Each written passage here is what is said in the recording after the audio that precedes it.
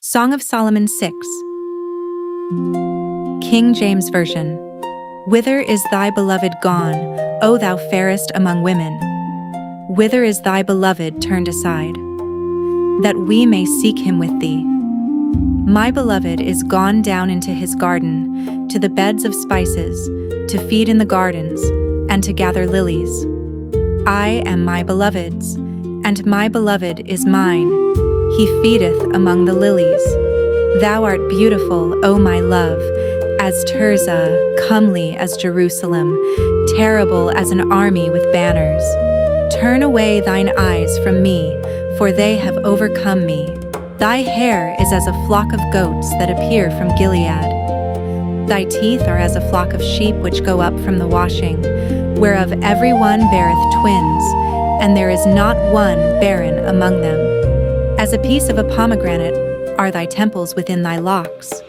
There are threescore queens and fourscore concubines, and virgins without number.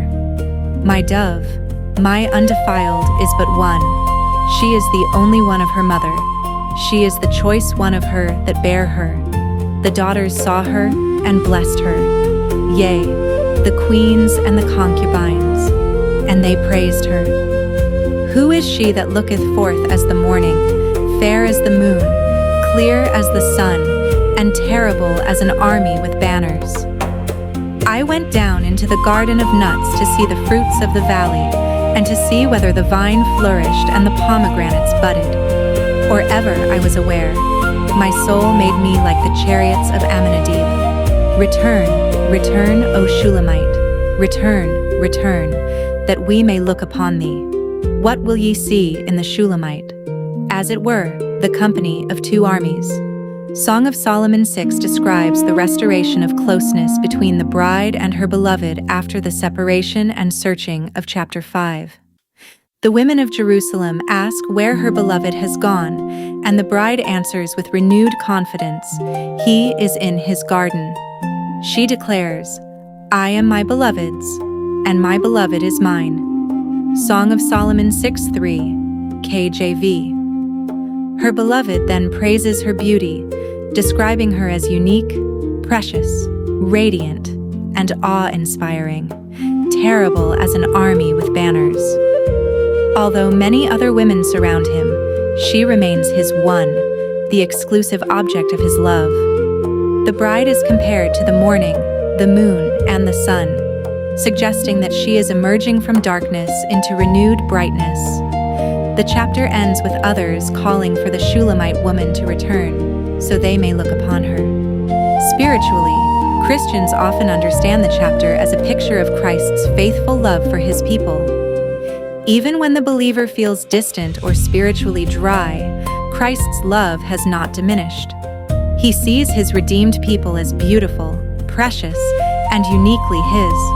The chapter emphasizes restored fellowship, secure belonging, spiritual growth, and the transforming power of being loved by Christ. The central message is, temporary distance does not mean love has been lost. The relationship is renewed through seeking, remembering, and confidently resting in the truth. I am my beloved's, and my beloved is mine. Song of Solomon 6 is a chapter of restored fellowship, reassurance, and secure love.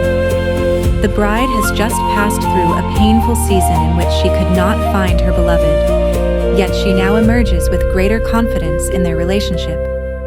1. Her testimony makes others want to seek him. Verses 1-3. After hearing the bride describe her beloved so beautifully in chapter 5, the daughters of Jerusalem ask, "Whither is thy beloved gone, that we may seek him with thee?" Song of Solomon 6:1. Her passionate description awakened a desire in others to know him. Spiritually, this pictures the power of a believer who speaks sincerely about the beauty of Christ. People may not initially understand our devotion, but when they hear who Jesus truly is, loving, righteous, merciful, faithful, and altogether lovely, they may begin seeking him too. The bride answers that her beloved has gone down into his garden. Earlier, she felt lost and uncertain, but now she remembers where he may be found. The garden represents a place of life, fragrance, fruitfulness, and communion. She then declares, "I am my beloved's, and my beloved is mine." Song of Solomon 6:3. Notice that she first says, "I am my beloved's." Her emphasis is no longer merely on what she possesses, but on whom she belongs to. This reflects spiritual maturity. The believer's greatest security is not simply, "Christ belongs to me," but, "I belong to Christ."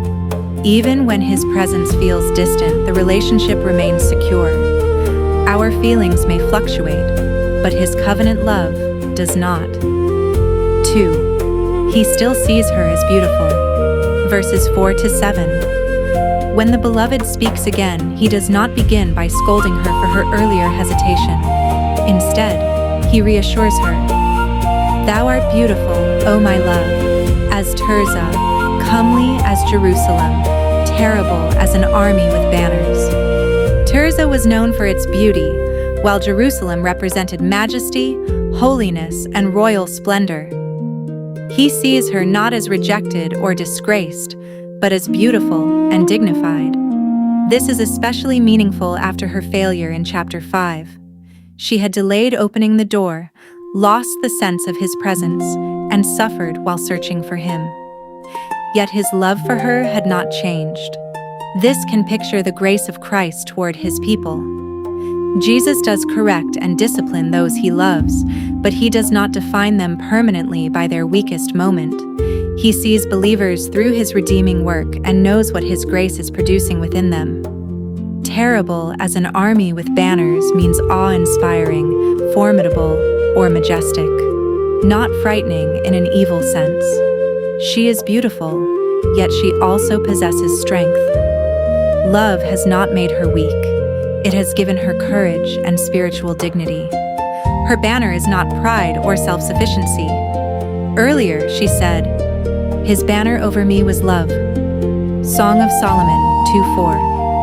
She is powerful because she stands beneath the assurance of his love. 3. She is uniquely precious to him. Verses 8-9. The beloved mentions queens, concubines, and many young women, but then distinguishes the bride from all of them. "My dove, my undefiled, is but one." She is not merely one among many in his heart. She is uniquely known, chosen, and loved. In a Christian devotional reading, this points to Christ's particular love for his church. The church is composed of many believers, yet together they are called the bride of Christ, one redeemed people belonging to one bridegroom. "My dove" suggests gentleness, purity, faithfulness, and singleness of devotion. "My undefiled" does not mean that she has never failed. Chapter 5 has already shown her weakness. Rather, she is viewed through forgiving and transforming love. Likewise, Christians are not accepted because they have achieved flawless performance. They are cleansed through Christ and are being sanctified by his grace. 4. She emerges from darkness like the morning. Verse 10. "Who is she that looketh forth as the morning, fair as the moon, clear as the sun, and terrible as an army with banners?" In chapter 5, the bride wandered through the city at night, wounded and searching. Now she appears as the morning. The night of confusion is giving way to light. This shows that spiritual darkness does not have to be the end of the believer's story. Seasons of dryness, conviction, testing, or perceived distance can lead to renewed devotion and greater spiritual brightness. She is fair as the moon and clear as the sun. Devotionally, the moon can remind us that believers do not generate their own spiritual light. They reflect the glory of Christ. As we behold him, his character increasingly becomes visible through us. Once again, she is also compared to an army with banners. Restored love has produced renewed strength. 5. He visits the garden looking for fruit. Verses 11-12. The beloved goes into the garden, to see the fruits of the valley, and to see whether the vine flourished, and the pomegranates budded. The imagery is filled with new growth. He is looking for signs that the garden is becoming fruitful. Spiritually, Christ desires fruit in the lives of his people: love, joy, peace, patience, faithfulness, obedience, humility, and righteousness. He does not merely want outward religious activity. He desires living fruit produced through communion with him. The buds are also important. A bud is not yet mature fruit, but it is evidence of life. Christ recognizes the beginnings of growth that others may overlook. A sincere desire to obey, a returning hunger for prayer, or a small act of faith may be like a bud in his garden. Verse 12 is difficult to translate precisely, but it appears to describe a sudden and powerful movement of the bride's soul, like swift royal chariots. It conveys how renewed love can awaken the heart and carry it forward with fresh energy. 6. Return, return, O Shulamite. Verse 13. The chapter ends with repeated calls for the Shulamite woman to return. Return, return, O Shulamite. Return, return, that we may look upon thee. The woman who had once wandered alone and wounded is now being noticed and called back. Her restored beauty has become visible to others. Spiritually, a person who has been restored by Christ can become a powerful testimony. The wounds of the night do not have to disqualify us. When Christ restores us, even our former weakness can become part of a testimony that draws attention to his grace. The final expression, the company of two armies, is difficult and may refer to a ceremonial dance associated with Mahanaim, meaning two camps. The overall picture is one of striking beauty, movement, dignity, and strength. The heart of Song of Solomon 6 is this: the bride's failure did not cancel the beloved's love. She sought him, remembered who he was, recovered the assurance of belonging to him, and emerged from the darkness stronger and more radiant. For the Christian, it is a reminder that Christ's love is more steadfast than our changing emotions.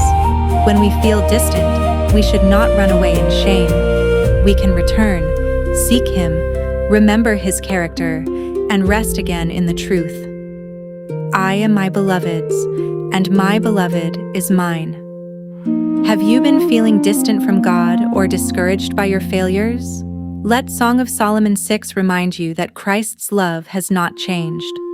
Return to him today, seek his presence, and rest in this beautiful assurance: I am my beloved's, and my beloved is mine. If this message encouraged you, share in the comments, I belong to Christ, and subscribe to Maple and Main as we continue abiding in Christ every day.